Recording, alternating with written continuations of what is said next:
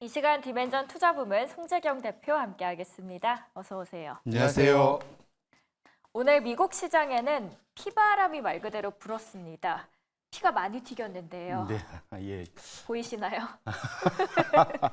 이게 서학개미 분들이 6월까지는 상당히 네. 상반기 워낙 성과가 좋아서 행복 그 자체였는데 7월 달 들어서 변동성이 커지면서 이게 오늘도 마지막 날이네요. 그렇죠. 예, 보니까 저도 잠깐 밤새 계산해 보니까 엔비디아 같은 경우는 7월 고점 대비 한 26% 빠졌더라고요. 한 달 사이에 엄청 많이 빠져서 확실히 7, 8월 들어가면서 변동성이 커지는 장세는 맞는 것 같고 특히 오늘과 내일 중요한 일정들이 지금 예정돼 있기 때문에 그런 것들 좀 FOMC, 또 BOJ 잘 지켜보셔야 되고 확실히 투자자들의 눈높이가 엄청 높아졌다는 것을 확인하게 된 어제 또 마이크로소프트의 결과였던 신간에서 많이 빠진 이유도 그런 거 아닌가 싶고요. 그래서 지금 앞으로 좀 몇 종목 더 남아 있지만 지금은 아까 말씀드린 대로 지금까지 6개월 내지는 1년 반 동안 끌어왔던 투자 아이디어들이 지금 다 로테이션이 되고 있는 과정에 있기 때문에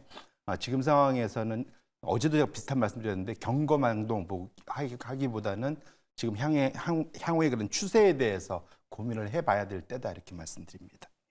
네, 아까 이제 서학개미 얘기를 주셔서 그 얘기를 좀 해보겠습니다.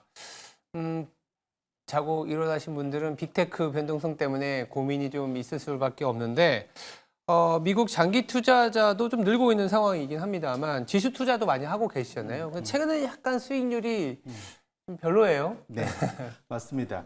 이게 원래 기본적으로 투자하는 방식에 코어 세틀라이트 전략이라는 게 있습니다. 그러니까 중심을 잡는 거는 큰 대형 지수 네. 투자를 하고 세틀라이트라고 하는 테마주를 사거나 아니면 개별 종목 자기가 좋아하는 종목을 사서 조금 더 자신이 원하는 방향으로 전체 포트폴리오를 끌고 가는 게 이제 코어 세틀라이트 전략인데 우리나라 그 서학개미들 쭉 보니까 M6는 다 들고 계시더라고요. M6. 1위부터. 예. 그러니까 그 안에 보니까 주로 없는 게 메타가 없고 의외로 나머지는 다 갖고 계시더라고요. 네. 그 다음에 많이 들고 있는 게 나스닥 100을 베이스로 한 ETF, 레버리지까지. 그 다음에 반도체. 마지막 10위가 뭐였냐 봤더니 S&P 500을 쫓는 대표적인 우리가 스파이라고 하잖아요. 네. SPY. 이게 가장 많은데 문제는 말씀 주신 대로 최근 들어서 성과가 좀 안 좋습니다. 근데 다만 최근에 확실히 대안으로 7월 들어서 떠오른 게 이게 시총 가중인 스파이는 지금 고점 찍고 내려오고 있는데 동일 가중은 버티고 7월 한 달 내내 지금 그래도 플러스권을 유지하고 있다는 측면에서 장기 투자자들 입장에서는 이제는 좀 동일 가중 지수를 코어로 가져가는 것이 맞지 않겠느냐라는 생각에서 제가 오늘 아이디어를 가져와 봤습니다. 예. 코로나 이후를 보면 시총가중 지수가 동일가중 지수보다는 성과가 좀 좋았습니다. 7월은 일시적인 거 아닌가요? 예, 사실은 이걸 얼마로 자르냐에 따라 엄청 다를 수 있을 것 그렇죠. 같긴 네. 한데 길게 보면은 확실하게 동일 가중이 시총 가중보다 더 좋았던 것만은 분명하다 말씀드립니다. 1970년도 이후에 55년간 다음 차트를 열어봐 주시면 1970년도에 55년간 장기 추이를 보면 저기 그 오렌지색이 동일 가중이고요. 아까 봤던 그다음에 파란색 선이 시총 가중 스파인데 결론적으로 동일 가중이 시총 가중을 2배 이상 처음엔 비슷한 것 같지만 뒤로 가면 갈수록 동일 가중이 엄청나게 시총 가중을 압도하는 그런 성과를 내는 걸 본다면은 길게 놓고 보면 확실하게 동일 가중이 코어로 가져갈 만한 그러한 지수 플레이다 이렇게 말씀드립니다. 최근에 이제 빅테크의 변동성으로 인해서 시가총액이 크기 때문에 빅테크가 오히려 이제 동일가중, 그러니까 빅테크를 제외한 나머지 업종들이 올라서고 있는 측면이 좀 부각이 되는 것 같은데 그렇다면 지금부터는 동일가중이 더 좋을까요? 왜일까요? 이게 아까도 말씀드렸지만 그때 다르긴 한데 짧게 끊어놓고 다르긴 한데 중요한 거는 뭐가 그렇게 동일 가중과 시총 가중의 상대 성과를 가르냐. 그렇죠. 그런데 아마 우리 전에도 비슷하게 봤을 때 2000년도 95년부터 2000년까지 그 닷컴 버블 때 네. 시장의 집중도가 올라가면서 탑 10이 엄청나게 아웃퍼폼했던 그 시점. 그다음에 최근 한 5년 정도, 지금은 한 8년 정도 됐겠네요. 지금 탑 10이 엄청나게 아웃퍼폼하는 요 두 가지를 빼면은 대체적으로는 동일 가중이 늘 좋았다 말씀을 드리고 싶고요. 지금 차트에 시장 집중도를 나타내는 게 파란색 선이고 그다음에 S&P 500이 아까 말씀드렸던 동일 가중 이 지수가 시총 가중보다 상대적으로 더 좋냐 올라가면 상대적으로 좋고 내려오면 안 좋아지는 건데 보통 시장 집중도가 거꾸로 간다. 결론적으로는 지금 상황에서는 지금 시장 집중도가 거의 최고치에 지금 이르렀다고 판단을 한다면 지금은 동일 가중에 투자하기에 좋은 적기 결국은 장기 투자하시는 퇴직연금 같은 데서 장기로 투자하시는 분들이 미국에 투자를 하겠다라고 마음을 먹으신다면 동일 가중을 코어로 가져가는 것이 훨씬 더 나은 그런 타이밍이지 않을까 그렇게 말씀을 드립니다. 빅테크의 이익은 다른 기업보다 월등히 좋다 보니 집중도가 더 커질 수 있지 않을까요, 대표님? 맞습니다. 사실은 우리가 계속 봤지만 이번에도 지금 성과가 나쁘지 않아요. 네. 그 소위 Fabulous 4 네. 지난 분기에는 거의 130% 전년 동기비, 이번 분기도 한 56% 전년 동기비 성장. 테슬라, 애플, 마이크로소프트 정도 제하고 나머지들은 엄청난 성과를 여전히 이익을 내고 있거든요. 근데 문제는 그것만큼 주가도 더 많이 올랐다는 거죠.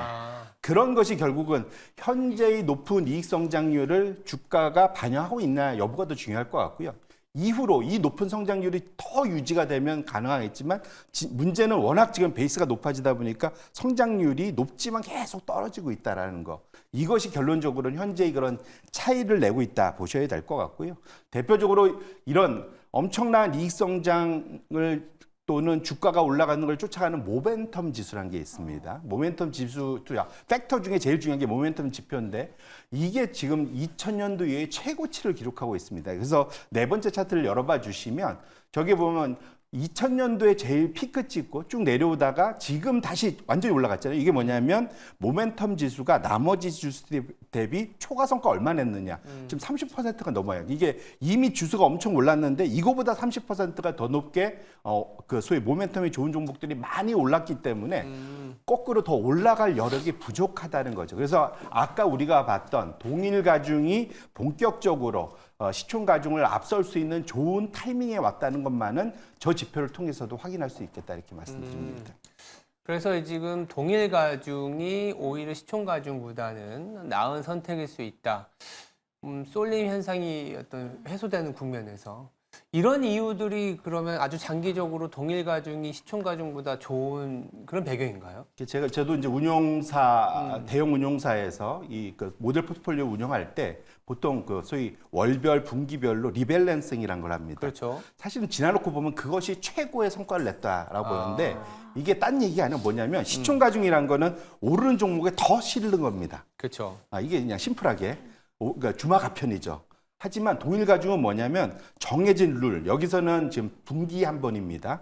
지금 그 업종 내에서 많이 오른 종목은 빼내고 네. 못 오른 종목에 더 넣어서 전체를 맞춰주는. 그러니까 결국은 쉐입 오프라죠. 이익이 많이 난 것에서 빼서 이익이 덜 나거나 빠진 거에 넣어서 지속적으로 추가적인 이익을 계속 쌓아나가는 것. 이것이 초기에는 작아 보이지만 길게 놓고 보면 계단식으로 올라가서 아까 봤던 시총 가중보다 동일 가중이 엄청나게 2배 가까운 성과를 내는 이유가 거기에 있기 때문에 본인들 우리 투자자분들도 여기에서 투자 아이디어를 얻을 필요가 있겠다. 그래서 길게 투자하실 때는 너무 욕심내지 마시고 이익을 조금씩 실현하면서 전체를 쌓아가는 방식을 택하시는 것이 좋을 것 같다 말씀드립니다.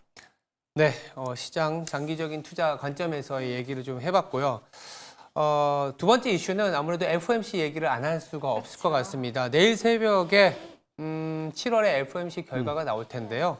우리는 또 어떤 내용에 집중해서 봐야 될까요? 예, 여기 월스트리트 저널의 대표적인 그런 기자 닉 티미라우스. 네. 그분이 약간 그 대변인 같은 느낌이거든요. 네, 맞아요. 근데 그분이 4가지 질문에 대한 정리를 어제 기사로 냈더라고요. 그래요? 그걸 제가 약간 소개시켜드리면 좋을 것 같은데 첫 번째 질문은 뭐냐면 9월에 금리 인하를 한다면 그 기준을 무엇으로 잡을 것이냐. 그거 무엇에 두는지가 첫 번째고 두 번째로는 왜 금리 인하에 최근 들어서 갑자기 더 이렇게 열정적으로 나섰지? 그게 두 번째. 세 번째로는 그렇게 금리 인하 할 거면 왜 지금 안 하지? 예. 7월에. 그렇죠. 예. 마지막으로는 만약에 9월에 금리 인하가 시작된다면 네. 그 이후에 추가적인 금리 인하는 얼마나 더 될 아. 거지? 이 네 가지 질문에 대해서 우리가 이번 7월 FOMC에서 힌트를 얻어야 되겠다. 이렇게 말씀드립니다. 그러면 하나씩 여쭤보도록 하겠습니다. 9월에 금리 인하를 해야지라는 거는 무슨 기준으로 판단을 하는 거죠? 참 이게 그래서 이게 혹시 이제 그 교회 다니시거나 또는 절에 다니시는 분들은 성경이나 불경을 막 그 단어 하나하나 보면서 고민하면서 해석하잖아요. 네. 이 연준의 그 소위 그 성명서 매번 발표될 때마다 그렇죠. 그거를 줄을 그어가면서 이번에 단어가 어떻게 바뀌었고 뭐 이런 그렇죠. 얘기 하잖아요. 네. 그래서 통상적으로는 세 번째 문단에 어떤 단어가 바뀌었고 어떤 게 들어갔느냐 맞아요. 그 얘기를 열심히 보는데 이번에도 매우 중요할 것 같습니다. 네. 그래서 포워드 가이던스라고 보통 표현하는데 여기서 어떤 변화가 있는지를 우리가 살펴볼 필요가 첫 번째로 중요하겠다 이렇게 말씀드립니다. 그러면 이제 두 번째 질문이 왜 금리 인하에 최근에 좀 적극적으로 나서는지 그 배경이 좀 있을 것 같아요. 이게 원래 이제 연착륙으로 우리 간다고 생각하면 지금이 최고거든요. 맞아요. 인플레이션은 안정됐고 네. 어느 정도 노동시장도 상당히 좀 편안해졌고 이러면 네. 지금 상황에서는 그냥 그대로 가면 될 것 같은데 최근 들어서 이제 갑자기 부각되기 시작한 것이 야 이러다가 이게 순식간에 지나가서 태풍에 눈 지나는 것처럼 이거 지나고 나면 다시 태풍 오는 거 아니야? 그러면 결국은 침체가 오는 거 아니냐라는 걱정. 그래서 여기서 자칫 실기하면 고금리의 악영향이 시장 자체를 안정시키는 게 아니라 둔화 내지는 침체까지 끌고 가는 거 아니냐는 우려가 최근에 많다라는 겁니다. 그래서 제가 두 번째 차트 하나만 열어봐 주시면 뭐냐면 지금 그 수익률 곡선, 장단기 금리 차를 가지고 향후에 미국의 12개월 내 침체가 일어날 수 있는지 여부를 추정하는 그 클리블랜드 연은의 모델인데 보시면 올해 들어서 가장 최근 걸 보면 거의 60% 가까운 침체 확률이 나타나고 있다라는 거죠. 그러면 결론적으로는 지금 상황에서는 침체를 안 일으키려면 금리를 빨리 인하해야 된다는 그런 요구가 점점 강해지고 있다. 이렇게 보셔야 될 것 같습니다. 네. 그렇게 걱정이 되면 7월에 금리 인하 해야지 왜 네. 굳이 9월까지 끌고 가는 거예요? 이런 분들이 많아졌습니다. 네. 최근에. 네, 네, 네. 근데 특히 최근적으로 상당히 연준에 매파적으로 밖에서 얘기하던 분들이 확실히 다 돌아섰거든요. 네. 대표적으로 빌 더들리 맞아요. 전 뉴욕 연흥 총재, 그 다음에 모하메드 이 엘리언, 대표적으로 이제 퀸스 총장이죠 지금. 이런 분들이 지금 빨리 해야 된다 이렇게 나서고 있어요. 근데 문제는 못하는 이유가 연준의 스탠스는 시장에 서프라이즈도 샥도 안 주고 싶어 한다는 거. 그렇죠. 그렇기 때문에 아까 봤던 포워드 가이던스를 통해서 시장이 미리 적응하고 그다음에 본인들이 내는 이 전략을 취하거든요. 그래서 만에 하나 지금 갑자기 금리 인하를 하면 오히려 시장이 환호하기보다는 야 우리가 오늘은 큰일 있는 거 아니야? 라는 걱정을 할 수 있다는 측면에서 연준의 기존 스탠스를 유지한다는 측면에서 9월 인하가 훨씬 더 가능성이 높다 이렇게 보셔야 될 것 같습니다. 7월에 바로 해버리면 잘못된 시그널을 줄 수 있기 때문에 9월이 적절한 시기다. 그러면 그 이후에 최초의 금리 인하 이후에 두 번째는 언제가 될까요? 그게 이제 그때 달라요. 그건 결국은 그 인플레이션과 고용 상황에 따라 달라질 것 같습니다. 근데 지금 상황에서 고용 상황이 상당히 생각보다 실업률이 너무 가파르게 올라간다. 그러면 네. 연속적으로 할 수가 있겠죠. 아. 그래서 결론적으로는 지금 상황에서는 9월에 시작하고 보통은 지금 12월을 보통 예측을 하고 있거든요. 예. 이 두 가지. 그런데 11월에 자신감만 있으면 9월, 11월 연속으로 할 수도 있겠다 네. 말하는데 11월이 참 애매합니다. 왜냐하면 11월 5일 이후에 FOMC가 열리는데 11월 5일이 하필이면 대선입니다. 그러니까. 이게 정치적으로 해석이 될 확률이 크기 때문에 연준 입장에서는 추가적으로 인하를 하고 싶어도 11월에 이게 여러 가지 걸리는 게 많아서 9월에 하고 어떻게 할지에 대해서는 좀 더 우리가 상황을 좀 지켜볼 필요가 있을 것 같습니다. 네. 네, FOMC 결과 내일 한번 지켜봐야 될 것 같습니다. 오늘 말씀 잘 들었습니다. 디멘전 투자부문 송재경 대표 함께했습니다. 고맙습니다. 감사합니다. 고맙습니다.